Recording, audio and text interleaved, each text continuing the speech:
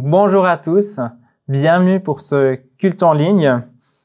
J'ai un super programme pour vous. Si j'étais un cuistot et je vous présente maintenant le menu, je vous propose de commencer par une petite thèse.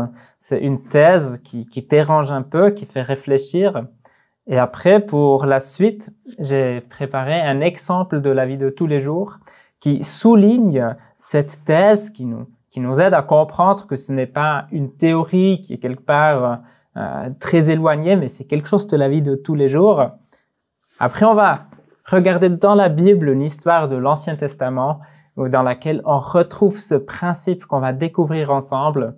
Et pour terminer, on va dans le Nouveau Testament, un texte de l'épître de Jacques qui nous encourage maintenant comment mettre ça vraiment en pratique.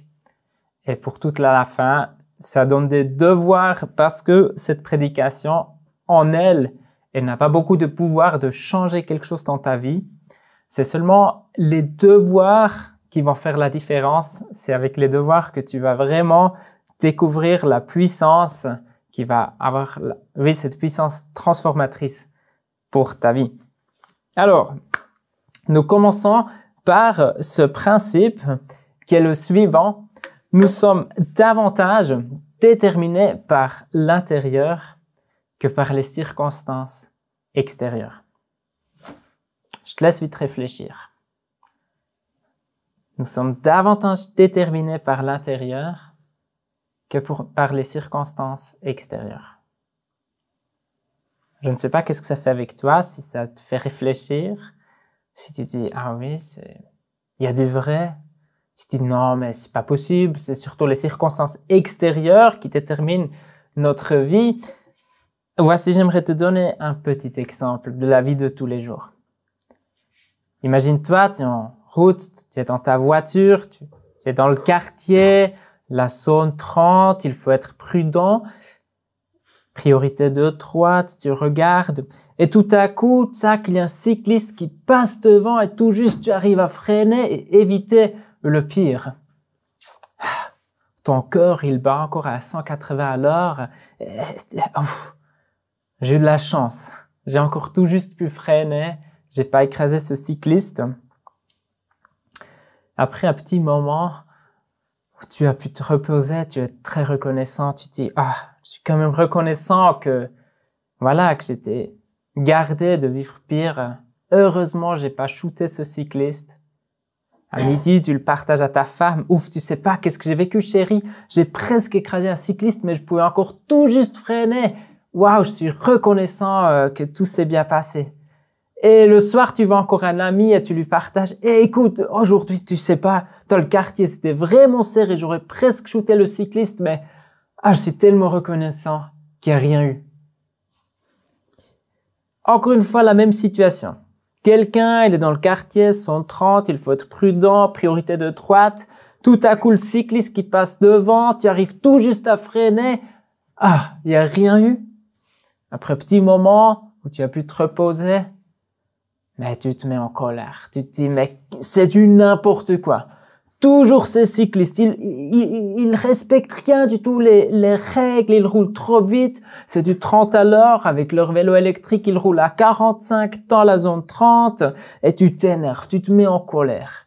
À midi, tu croises ta femme, tu lui partages, non mais tu crois pas, ces cyclistes, ils m'énervent. Et le soir même, quand tu vois ton ami, tu lui partages, non mais tu crois pas, ces cyclistes, mais j'en peux plus de ces cyclistes, ça m'énerve vraiment, je l'aurais presque écrasé, ils regardent rien. Écoute, c'est deux situations, deux fois la même situation, quelqu'un qui est dans le quartier avec sa voiture, deux fois il y a presque eu l'accident, deux fois la personne a réussi à freiner, et pourtant, une personne, elle est toute la journée reconnaissante qu'elle n'a pas écrasé le cycliste, pendant que l'autre personne, elle est toute la journée en colère parce que ce cycliste lui a passé devant. Mais on pourrait dire que c'est pas possible. Les deux ont vécu exactement la même chose. Une personne est heureuse toute la journée et l'autre, elle est frustrée, en colère toute la journée. Mais j'aimerais te rappeler ce principe, c'est pas forcément les circonstances extérieures qui déterminent notre vie, mais bien plus l'intérieur. où est la différence entre ces deux conducteurs de voiture? Mais c'est l'intérieur. Quelqu'un, il y avait un intérieur qui le poussait à la reconnaissance, pendant que l'autre, il y avait un intérieur qui le poussait d'être frustré et vexé. On va maintenant aller dans la Bible, aller chercher si on trouve ce principe aussi dans la Bible. Si ce principe était vrai, c'est hyper encourageant. Parce que ça veut dire que dans notre vie, il y a des circonstances extérieures qu'on ne peut pas changer. Il y a des choses qui sont là, voilà, j'en peux rien. Je peux prier et même par la prière, parfois les circonstances extérieures ne changent pas. Mais heureusement, je crois que ce principe, il est vrai, je suis persuadé, mais que Dieu m'a donné une capacité de collaborer, de changer mon intérieur. Et même que dans les circonstances extérieures, que mon intérieur peut être transformé. Si c'est vrai, ça serait hyper encourageant. Alors viens avec moi dans la Bible, on va ouvrir ce livre, on va aller dans Nombre, chapitre 13. Dans Nombre, chapitre 13, on est dans cette histoire du peuple d'Israël. Ils étaient en esclavage en Égypte. Pendant plus que 400 ans, ils ont beaucoup souffert. Et finalement, Dieu les a délivrés puissamment et leur donné la promesse qu'il va les conduire dans un pays où il y a l'abondance, il y a le miel, il y a le lait, ils vont aller bien. Et maintenant, il les a délivrés, ils sont à la frontière de ce pays, le nez touche déjà presque ce pays promis. Et avant d'y aller, Moïse, il envoie 2 espions qui vont maintenant aller parcourir le pays et regarder comment il est vraiment. On peut lire dans Nombre 13, chapitre 13, tel verset 17. Moïse les envoya explorer le pays de Canaan. Il leur dit, « Montez ici par le sud, montez sur la montagne et examinez le pays. Vous examinerez comment il est. Quel est le peuple qui l'habite, s'il est fort ou faible, s'il est nombreux ou non. Vous examinerez quel genre de pays il habite. S'il est bon ou mauvais, quel genre de ville il habite, si elles sont ouvertes ou fortifiées. Vous examinerez aussi comment est le terrain, s'il est fertile ou pauvre, s'il y a des arbres ou non. Armez-vous de courage et prenez des fruits du pays. C'était l'époque des premiers raisins. » Ils ont fait le tour du pays. Un peu plus tard, ils sont revenus et ils partagent à Moïse, le verset 26, « À leur arrivée, ils se rendirent auprès de Moïse, d'Aaron et de toute l'assemblée des Israélites à Kadesh dans le désert de Paran. Ils leur firent un rapport ainsi qu'à toute l'assemblée et ils leur montrèrent les fruits du pays. » C'est quand j'ai une Bible pour les enfants et que je partage l'histoire à notre fille, c'est cette image où les hommes, ils sont se battant sur les épaules, il y a une immense grappe de raisin qui touche le sol tellement lourde qu'il fallait 2 personnes pour la porter.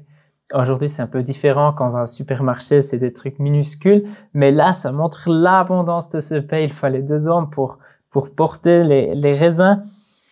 Et ils disent, verset 27, « Voici ceux qu'ils racontèrent à Moïse, nous sommes allés dans le pays où tu nous as envoyés.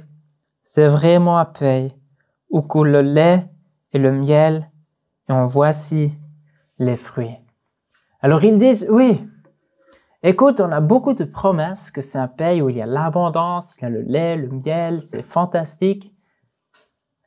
Et c'est vrai, mais c'était tout comme tu nous as dit. Hein? Les villes, c'est magnifique le pays, le fruit, l'abondance, parfait. Ils disent, oui, c'est vrai, super, la promesse de Dieu, elle est vraie. Et regarde une fois le prochain mot. Verset 28. Mais le peuple qui habite ce pays est puissant. Les villes sont fortifiées, très grandes. Nous y avons vu des descendants d'Anak. Après toute la liste, les Amalékites, Hittites, Jébusiens, Amoréens, tous ces peuples qui habitent dans le pays qui font peur. Alors voici une bonne recette pour vivre une vie entière dans le découragement et même dans la défaite. En fait, tu prends la promesse de Dieu, tu dis oui, c'est vrai, c'est tout comme le Seigneur nous a dit. Et après, tu ajoutes un grand mais. Mais tu vois, c'est pas possible. C'est pas possible. Il y a des gens qui ajoutent toujours un mais. Tu demandes à ton collègue de travail, alors c'était bon les vacances, t'as aimé? Il va te dire oui, c'était super, c'était magnifique, on était aux Maldives, hôtel 5 étoiles, la plage elle était magnifique, des palmiers, super resto. Mais il faisait chaud, toute la journée il faisait chaud. Il y a des gens qui ont toujours cette habitude encore d'ajouter un mais. Et ici, si tu prends la promesse de Dieu, tu dis oui, c'est vrai, mais, et après tu ajoutes tous les arguments pourquoi cette promesse dans ta situation, elle ne fonctionne pas, tu vas vivre une vie entière dans le découragement. Tu peux dire oui, c'est vrai, cette promesse, mais tu vois, notre famille, on est comme ça, c'est depuis des générations, on va pas changer. Tu vas dire oui, c'est vrai, mais il faut aussi être réaliste, il faut aussi prendre en compte les circonstances, et voilà, il faut être prudent, et c'est la raison que cette promesse dans ma vie, ça va pas fonctionner. Et en fait, on prend la promesse et on dit oui, mais après, on casse cette promesse et on montre qu'en fait, on met pas notre confiance là-dedans. Et plus tard, on va vivre la défaite et après, ça prouve et ça nous fortifie dans cette croyance que voilà, pour ma vie, les promesses, ça ne fonctionne pas. Ce qui est dommage, c'est que tu serais si près de la victoire. Le seul obstacle sur ton chemin vers la victoire, c'est seulement un problème de grammaire. La seule chose que tu dois changer, c'est la structure de la phrase. Tu peux aussi dire oui, mais parle d'abord de ton problème et ajoute après la promesse. Tu peux dire oui, c'est vrai, ma famille est depuis toujours comme ça. Oui, c'est vrai, si je suis réaliste, ça a l'air vraiment compliqué.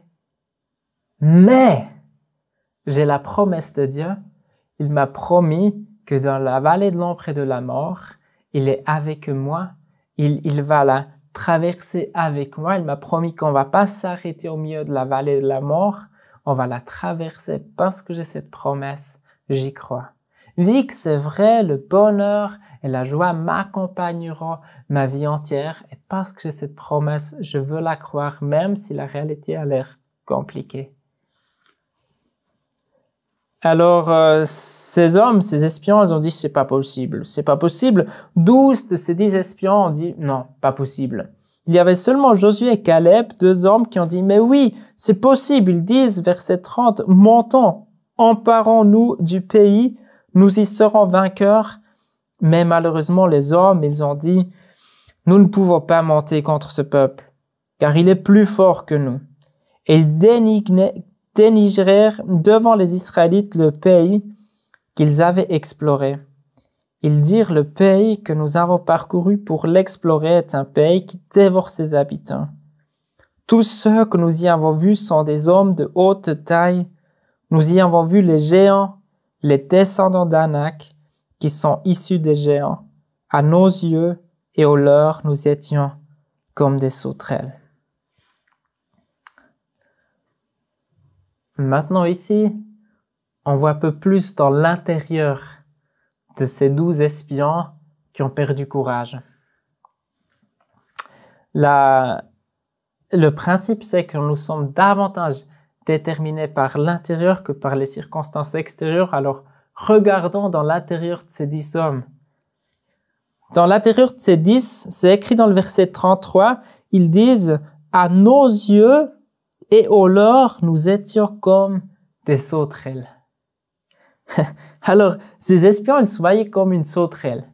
C'est quoi une sauterelle? Une sauterelle, c'est un petit insecte qui saute un peu là par terre. On peut facilement l'écraser si on n'est pas très attentif. Il est impuissant contre nous. Je me rappelle quand on était enfant, parfois on a fait dehors des défis un peu bêtes, je le ferai plus aujourd'hui, voilà, qui arrive à manger une sauterelle tout crue comme ça, ou une sauterelle, elle est impuissante face à nous. Et ça, c'était leur perception d'eux-mêmes. Ils se voyaient eux-mêmes comme une sauterelle et ils étaient sûrs qu'ils n'ont aucune chance. Mais bien plus, ils disaient à nos yeux et aux leurs, nous étions comme une sauterelle. Ils étaient convaincus que dans les yeux de l'ennemi, ils sont aussi comme une sauterelle. Mais comment ils savaient ça?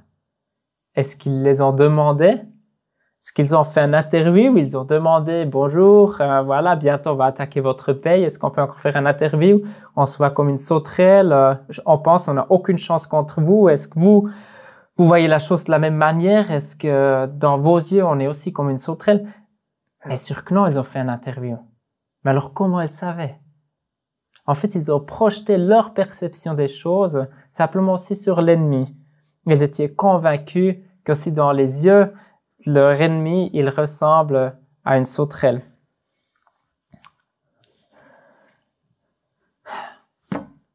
Le résultat, la bataille, elle était déjà perdue avant qu'elle ait commencé. Il y avait déjà une défaite avant qu'il y ait eu une bataille. Parce que dans leur cœur, ils étaient sûrs qu'ils n'ont aucune chance. Ils n'ont pas fait confiance à Dieu et la conséquence, elle était grave. Ces 10 hommes, ils étaient morts sur le coup. Et tout le peuple, il a dû retourner dans le désert et tourner pendant 40 ans dans le désert. Avec un seul but, jusque le dernier de cette, comme la Bible les a appelés, cette génération incrédule. Le dernier, il tombe dans le sable. On peut l'enterrer et on peut avancer avec une nouvelle génération. Et en effet, pendant 40 ans, ils ont tourné dans le désert. Jusqu'à la fin, il y avait une nouvelle génération et 40 ans plus tard, ils étaient de nouveau à cette frontière vers le pays promis. Mais Moïse, entre-temps, il est décédé. Les 2 seuls qui ont survécu, c'est les 2 espions qui ont fait courage au peuple, c'est Josué et Caleb.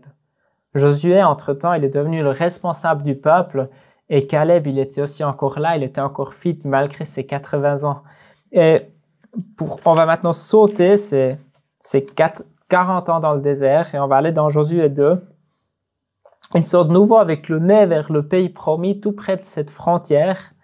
Et encore une fois, ils envoient des espions dans le pays pour aller découvrir. Et Josué, cette fois, il envoie seulement 2 espions. Il se dit la dernière fois, les 10 autres, ils nous ont pas aidés. Il choisit bien lesquels il veut prendre et il envoie maintenant 2 espions. Et les 2 espions, ils arrivent à Jéricho et finalement, il y a Rahab, cette prostituée qui les accueille et on peut lire dans Josué 2, verset 8. Avant que les espions se couchent, Rahab monta vers eux sur le toit et leur dit « Je le sais, l'Éternel vous a donné ce pays. La terreur que vous inspirez s'est emparée de nous et tous les habitants du pays tremblent devant vous.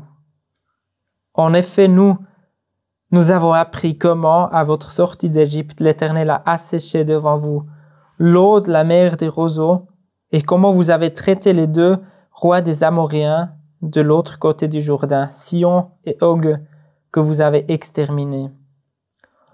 En l'apprenant, nous avons perdu courage et notre esprit est abattu devant vous, car c'est l'Éternel votre Dieu, qui est Dieu en haut dans le ciel et en bas sur la terre. » Imagine-toi, ces 2 espions, je ne sais pas comment ils ont réagi dans ce moment. Tout à coup, ils apprennent que tous les habitants du pays, ils ont énormément peur devant les Israélites. Il y a un peuple qui vivait pendant plus que 40 ans dans le mensonge. Ils croyaient qu'ils sont des sauterelles, qu'ils sont impuissants et que les autres, ils les voient aussi comme des sauterelles. Et tout à coup, ce soir-là, avant d'aller au lit, avant de dormir, il y a cette vérité qui arrive à la lumière en fait. Tout le monde tremble de peur devant le peuple d'Israël. Et c'est là qu'ils découvrent que pendant plusieurs décennies, ils vivaient dans un mensonge.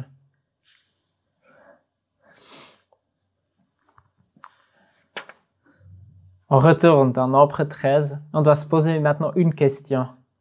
Mais comment ça se fait qu'il y avait à la base 12 espions et de ces 12, il y a 10 qui perdent courage et 2 qui prennent courage? Comment ça se fait qu'il y a cette différence? On est d'accord, ils ont vu les mêmes murs fortifiés. Ils ont vu les mêmes personnes. Ils avaient tous la même taille. Il n'y avait pas certains ont vu des géants, pour les autres, ils étaient des nains. Non, mais tout le monde a vu les mêmes personnes. Alors, comment ça se fait que certains, ils étaient convaincus que ça donne une défaite, pendant que les autres étaient convaincus que ça donne une victoire? Tu peux lire dans ta Bible, les 10, ils ont dit, le pays dévore ses habitants, pendant que les 2 autres, Caleb et Josué, ils disent dans le chapitre 14, on fera qu'une seule bouchée. Genre, on va les manger comme pour le petit-déj, facile, quoi, si Dieu, il est avec nous. Comment ça se fait qu'il y a cette différence? Tu vois, comme au début, la voiture dans le quartier, les 2 vivent exactement la même situation, et un, il est frustré toute la journée et en colère, l'autre est toute la journée reconnaissant. Ici, on a la même situation. 12 personnes qui vivent exactement la même circonstance extérieure, mais 10 qui sont découragés et 2 qui sont encouragés. Où est la différence? Et c'est intéressant dans Josué 14, Caleb, il a maintenant déjà 80 ans, et Caleb, il regarde en arrière sur tout ce qu'il a vécu, et il nous partage la chose suivante, il nous dit, j'étais âgé de 40 ans quand Moïse, serviteur de l'Éternel, m'envoya de Kadesh Barnéa pour explorer le pays. Et je lui rapportai la chose comme elle était dans mon cœur. En fait, Caleb, il dit, j'ai partagé à Moïse la chose, pas comme mes yeux ont vu, mais j'ai partagé la chose comme elle était dans mon cœur. Alors, qu'est-ce qu'il y avait dans le cœur de Caleb? Je suis convaincu que Caleb, il a rempli son cœur avec les promesses de Dieu. Combien de fois dans Exode, Dieu il a promis qu'il va leur donner ce pays? Combien de fois Dieu il a dit, mais je vous le donnerai ce pays. Partout où vous planterez votre pied, je vais vous donner cette terre. Et Caleb, il a cru cette promesse. Il a rempli son cœur avec la promesse de Dieu. Et c'est la raison qu'il peut dire, j'ai partagé, j'ai donné un rapport comme c'était dans mon cœur. Voici la différence entre les 10 et les 2. C'est de nouveau le problème de grammaire. Les 10, ils ont dit, oui, on a la promesse de Dieu. C'est vrai, elle est très belle cette promesse. Mais les villes sont fortifiées, c'est des géants, et c'est impossible, et ils sont trop forts. Caleb et Josué, ils ont dit, oui, les villes sont fortifiées, elles sont bien épais, ça a l'air vraiment compliqué, les gens sont bien armés, ils sont fortifiés, mais on a la promesse de Dieu. Il nous a promis qu'il va nous donner ce pays. Et parce qu'on a cette promesse, on prend courage et on y va. Et en effet, les 2 qui ont cru cette promesse, c'est les 2 qui ont pu entrer dans le pays promis. Ils étaient, comme la Bible appelle ça, des héritiers de la promesse. Ils ont hérité cette promesse parce qu'ils ont cru à cette promesse de Dieu. Ce texte nous montre que ça donne pas très bien si on rencontre des défis et des problèmes de la vie de tous les jours avec un cœur vide. Le cœur de Caleb, il était rempli de la promesse. Et c'est un bon conseil pour nous, remplir notre cœur avec les promesses et les paroles de Dieu afin que dans le moment où on rencontre des défis, des problèmes, qu'on a déjà un cœur qui est rempli avec la promesse et la Bible. Et comment faire ça maintenant d'une manière concrète? Pour ça, je vous ai promis, on va encore vite aller dans l'épître de Jacques pour terminer. Parce que dans Jacques, on trouve un super astuce comment maintenant avoir un cœur rempli dans le moment où il y a tout à coup des défis. Je vais vous lire dans Jacques, chapitre 1, dès le verset 22. Mettez en pratique la parole et ne vous contentez pas de l'écouter en vous trompant vous-même par de faux raisonnements. En effet, si quelqu'un écoute la parole et ne la met pas en pratique, il ressemble à un homme qui regarde son visage dans un miroir et qui, après s'être observé, s'en va et oublie aussitôt comment il était. Mais celui qui a plongé les regards dans la loi parfaite, la loi de la liberté, et qui a persévéré, celui qui n'a pas oublié ce qu'il a entendu, mais qui se met au travail, celui-là sera heureux dans son activité. Jacques, il dit qu'on doit pas seulement écouter la parole, mais la mettre en pratique. Et souvent, tout de suite, on pense à des choses très concrètes. Ah oui, si la parole dit que je ne dois pas voler, la mettre en pratique, ça veut dire, mais voilà, je ne vole rien. Ou si la parole me dit, je dois être reconnaissant, mais oui, chaque soir, je m'assieds encore dans mon lit et je fais une liste de 10 choses sur lesquelles je suis reconnaissant. Mais mettre la parole en pratique, l'image qu'après Jacques il utilise, elle est un peu différente de cette manière de faire. Ici, il y a cette image d'un homme qui regarde son visage dans un miroir. Il regarde vite fait. Apparemment, c'est un homme qui regarde seulement vite fait. Et tac, il regarde, il part et il a déjà oublié à quoi il ressemble. Et maintenant, le verset qui suit, qui dit, qui compare qu'est-ce qu'est le miroir maintenant dans le sens spirituel. Mais celui qui a plongé les regards dans la loi parfaite, la loi de la liberté. Un magnifique terme pour la parole de Dieu, la loi parfaite, la loi de la liberté. J'aurais plus souvent dû entendre ça en tant qu'adolescent que les lois de la Bible, c'est une loi qui nous donne la liberté. Plus qu'on met en pratique, plus on va vivre la liberté, ça va pas m'enfermer, ça va pas me coincer, mais ça m'amène dans la liberté. Et cette parole, maintenant, c'est mon miroir. Alors, plonger son regard dans la parole, c'est un miroir spirituel pour ma vie. Et comme cet homme, le danger dans notre vie, c'est d'agir comme cet homme qui regarde seulement vite fait, hop, il part et il oublie à quoi il ressemble. Et ce danger, il est aussi là pour notre vie spirituelle. Oui, on lit la Bible, on lit vite fait un verset, on lit un chapitre, 5 on ferme, on part, on va dans notre journée, on a aussitôt oublié qu'est-ce qu'on a lu. Mais la Bible est censée être un miroir. Ça veut dire, dans ma vie, il y avait un moment où je suis né de nouveau, je suis devenu une nouvelle créature. Le moment où l'Esprit de Dieu est venu habiter en moi, le moment où Jésus il est devenu mon Sauveur, mon Seigneur, le Roi de ma vie, ce moment-là, je suis né de nouveau, ça veut dire que je suis devenu une nouvelle créature. Et cette nouvelle créature, je dois maintenant apprendre à la connaître. Et pour cela, j'ai besoin d'un miroir. J'ai besoin de voir tous les jours à nouveau, mais qui suis-je? Qu'est-ce que la Bible me dit sur mon identité en Jésus? Et je trouve des magnifiques versets. Et je trouve que je suis une nouvelle créature, que les anciennes choses sont passées, toute chose est devenue nouvelle. Je trouve des vérités que Dieu m'a formées, qu'il m'a créé d'une manière magnifique, merveilleuse. Je trouve des versets que je suis un temple du Saint-Esprit, je suis une lumière, je suis une bénédiction pour cette terre, je suis appelé avec un ministère de réconciliation, je suis aimé, je suis juste, je suis saint. Tous ces versets, enfants de Dieu, adoptés.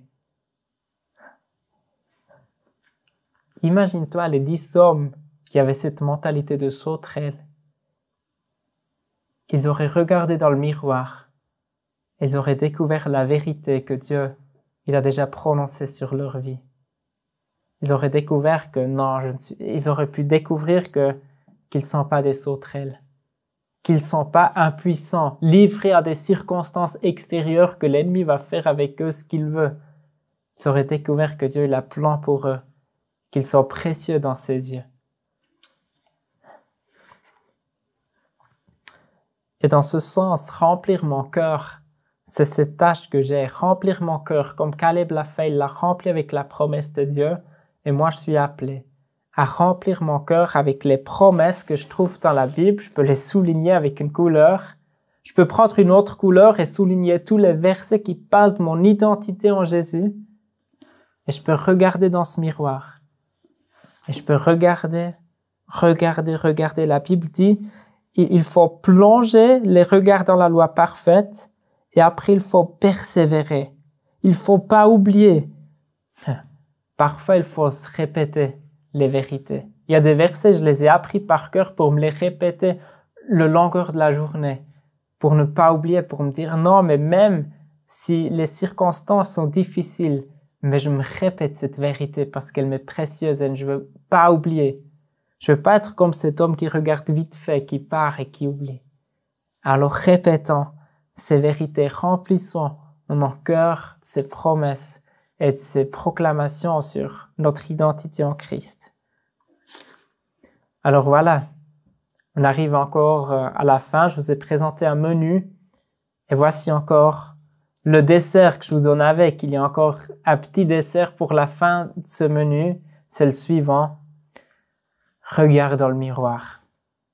Ce sont les devoirs que je te propose à faire à la maison. C'est en faisant ces devoirs-là que ta vie, elle peut vraiment changer. Regarde dans le miroir. Passe du temps avec ce livre. Pas le lire pour le lire. Tu dois non plus le lire pour satisfaire Dieu, qui serait tellement satisfait si enfin tu lis la Bible.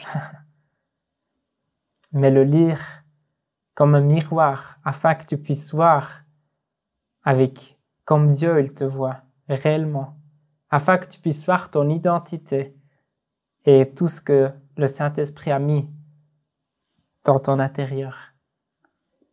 Et plus que tu découvres ces vérités, ces richesses, plus que ta vie elle va changer. Et tu vas remarquer, mais plus que tu regardes là-dedans, plus tu seras transformé. Et ça, c'est encourageant parce que pourtant, il y a des circonstances extérieures, on ne peut pas les changer. Mais si je peux changer avec l'aide du Saint-Esprit mon intérieur, il y a des circonstances extérieures qui perdent le pouvoir de m'écraser. Mais Dieu va même les utiliser, que je puisse sortir de ces circonstances extérieures difficiles et je vais sortir de cela fortifié et encouragé dans ma relation avec Dieu. Moi, je te donne ces devoirs avec. Pendant que tu fais ces devoirs, tu peux y penser que Dieu t'aime, il te voit précieux, tu as de la valeur dans ses yeux. N'oublie pas le principe, ce ne sont pas les circonstances extérieures qui déterminent notre vie, mais c'est l'intérieur qui va faire la différence. Et comme ça, je te souhaite un bon moment en faisant tes devoirs, que tu puisses profiter de ce temps. J'espère que c'est des devoirs qui vont pas trop t'écraser ou t'embêter, mais qui vont être une joie pour toi de les réaliser. Et comme ça, dans quelques semaines, dans 2 semaines, tu peux de nouveau regarder ici et tu trouveras une prochaine prédication en ligne pour écouter et être fortifié dans ta foi. Alors, je te souhaite un bon dimanche, sois richement béni et bon devoir. À bientôt.